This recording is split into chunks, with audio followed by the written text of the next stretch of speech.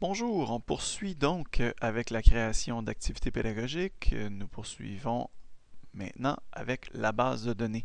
La base de données est une configuration peut-être un peu plus complexe, mais qui nous permet justement d'accumuler plusieurs fiches d'étudiants. Donc, certains enseignants vont s'en servir entre autres comme activité de lecture, etc.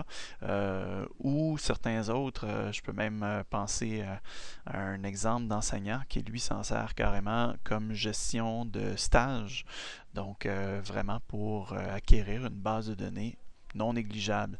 Alors, on crée la base de données. Nous allons donc la nommer, à savoir base de données. Exemple. On doit absolument décrire cette base de données-là dans ce cas-ci. Alors, ceci est une base de données. Voilà. Comme d'habitude, évidemment, vous avez toujours les réglages courants et la restriction de disponibilité, ainsi que les évaluations. Donc, vous pouvez toujours aller paramétrer les évaluations. Vous pouvez également ajouter des notes si nous avons des catégories de notes. Donc, c'est toujours disponible. La disponibilité également, comme je vous disais dans une autre capsule, la nuance étant ici, ce n'est plus disponible, mais visible, versus ici, ce ne sera plus visible. Donc, à partir de quand ou jusqu'à quand est-ce qu'on le rend visible. Et également, vous pouvez paramétrer vos fiches, à savoir est-ce que vous souhaitez que l'approbation soit requise pour la publication de chacune des fiches que les étudiants vont entrer.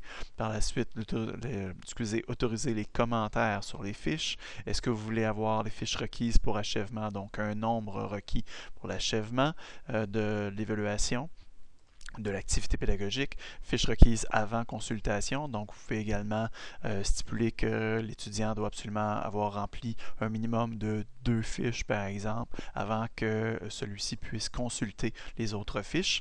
Entre autres, si vous voulez vous assurer que l'étudiant ne se serve pas des autres fiches pour s'inspirer de ses propres fiches. Alors là, vous pourriez dire, bon, ben parfait, l'étudiant doit absolument compléter 5 fiches au total. Alors, dans ce cas-là, je tiens à ce qu'il ait complété les 5 fiches avant qu'il puisse consulter le tout. Puisque on dit par exemple que l'étudiant doit compléter 5 fiches, alors dans ce cas-là, nous devrions stipuler ici que l'étudiant doit en avoir complété 5 pour que l'activité soit achevée. Et finalement, le nombre de fiches maximal, alors dans ce cas-là, vous pourriez toujours dire 5 ou le laisser à aucun, parce que j'ai un ancien collègue qui disait souvent on ne peut empêcher un cœur d'aimer, donc si l'étudiant souhaite en remplir 6, 7, 8, pourquoi pas, sauf si vous ne voulez vraiment pas, alors dans ce cas-là, on pourrait le stipuler à 5 également. Voilà qui est ça. Et par la suite, donc, comme je vous disais, important d'enregistrer et afficher et non pas revenir au cours, sinon vous n'aurez vraiment pas paramétré votre activité de base de données. Rendu ici, l'étudiant, lui, aura seulement accès à ces 4 onglets-ci, alors que l'enseignant, lui, a accès à l'ensemble des onglets. Alors, les onglets principaux, à savoir affichage de la liste des fiches. Donc, lorsqu'on clique dessus, s'il y a déjà, disons, 50 fiches, vous aurez donc la liste des 50 fiches. Par la suite, affichage fiche par fiche, pardon. C'est seulement pour afficher vraiment une fiche à la fois avec tous les détails de chacune des fiches. La recherche, c'est seulement l'outil de recherche dans l'activité.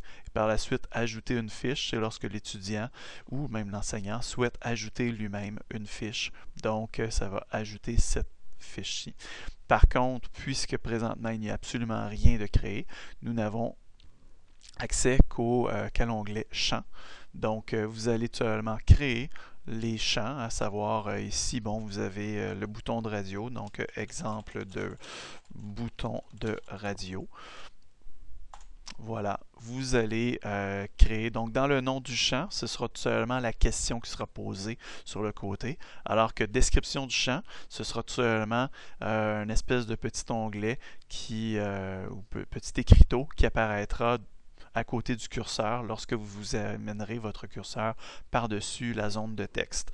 Donc, inscrire ici la réponse, par exemple. Et donc, après ça, vous pouvez dire, OK, parfait, option A, option B, option C et option D. Je dis bonne réponse comme s'il y avait une seule et unique réponse, mais normalement dans les bases de données, il pourrait seulement ne pas y avoir justement de bonne réponse parce que vous voulez peut-être simplement avoir leur avis. Alors voilà, j'ai déjà une première question dans la fiche. Si vous voulez voir, bon ben ça donne seulement ça. Alors option, première question, exemple de bouton de radio. Alors ici apparaîtrait votre question et par la suite, lorsque vous arrivez par-dessus les zones de réponse, vous avez tout simplement la description qui apparaît et vos choix de réponse juste ici. Alors on peut continuer encore longtemps, vous pouvez créer des questions autant que vous le voulez, savoir des cases à cocher, donc au lieu d'avoir des boutons de radio, ce seront des carrés à cocher. Si vous avez une date à inscrire dans votre fiche, alors dans ce cas-là, vous pouvez demander à votre étudiant d'inscrire la date, tout simplement. Et là, on va dire, bon bien, date d'édition de la fiche. Voilà, tout simplement inscrire ici la date. Alors là, vous auriez tout simplement la date, voilà. Et là, je pourrais préciser la date à laquelle je fais ma fiche. Là, vous remarquerez que j'en enregistre rien à chaque fois. Mais donc là, on peut continuer encore et encore. On peut demander pour le dépôt de fichiers. Alors là, ce serait la même chose. On peut déposer des points doc, des PDF, etc. Vous pouvez demander le dépôt d'images. Ça peut être un beau travail en art visuel, etc. Ça peut être un travail d'histoire où l'étudiant doit aller prendre des photographies du patrimoine architectural, patrimoine bâti de Sherbrooke, etc. ou de Magog et autres. On peut demander les latitudes, longitudes, donc un petit travail en géographie, ou encore on peut demander tout simplement une question à menu. Donc là, ça va être encore la même chose. On revient encore au champ.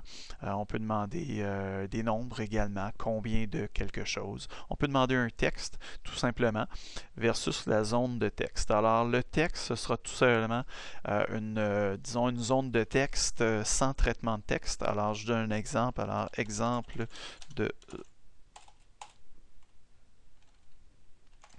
question à texte. Voilà. Là, vous aurez vraiment l'exemple de ce que ça donne. Écrire ici votre texte. Est-ce que vous permettez ou non les liens automatiques? C'est à voir selon ce que vous voulez qu'on puisse écrire. Alors, vous voyez tout simplement, ici, vous avez une zone de texte délimitée, mais lorsque vous écrivez, alors évidemment, ça s'étire, donc il n'y a aucun problème, hein, c'est indéfini. Par contre, lorsque vous allez vraiment dans zone de texte, alors là, ce sera vraiment une définition d'une zone précise de texte. Alors là, exemple de zone de texte. Ici votre texte. Ce qui est fabuleux justement, c'est que vous avez aussi des réponses automatiques qui apparaissent avec le temps. Ici donc là, vous pouvez ajouter, je veux une largeur de 120 colonnes versus une hauteur de, ça va être un long texte, donc de 50 rangées, donc je veux 50 lignes. Est-ce que je veux une taille maximale, fichier incorporé, parce que je peux toujours incorporer les fichiers, oui ou non, c'est à vous de voir. Et là donc j'ajoute, et là on va voir tout simplement la petite distinction. Voyez-vous, ici, j'ai vraiment du traitement de texte qui vient juste d'apparaître, dans lequel je peux toujours intégrer des hyperliens. Hein, donc, je peux toujours intégrer des hyperliens, ou sinon, je peux toujours intégrer des images ou des capsules vidéo ou toutes sortes d'autres fichiers intégrés, etc. Donc, voilà qui est ça. Et finalement, juste un dernier petit détail, vous avez toujours également l'URL que vous pouvez toujours entrer, ou ce que vous demandez, exemple, je ne sais pas moi, source web principale, et voilà, donc inscrire ici l'URL de votre source web principale. Et donc, lien automatique de l'URL si on veut justement rendre dynamique le lien. Ouvrir dans une nouvelle fenêtre, je vous le recommande fortement. Si vous cochez l'un, je vous recommande de cocher l'autre afin de vous assurer qu'on ne quitte pas Moodle. Nom imposé pour le lien, si vous souhaitez imposer un nom pour le lien, sinon vous le laissez vierge. Et voilà, vous imposez, vous ajoutez le tout. Et lorsqu'on ouvre la fiche, donc l'étudiant a vraiment l'ensemble des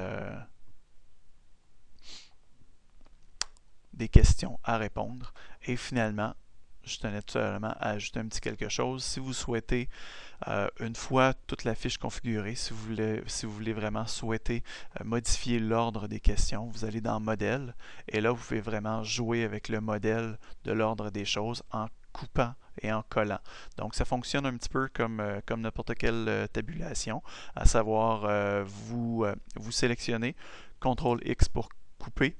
Vous pouvez venir ici, faire un clic de droite, ligne, vous allez tout simplement insérer une nouvelle ligne avant ou après.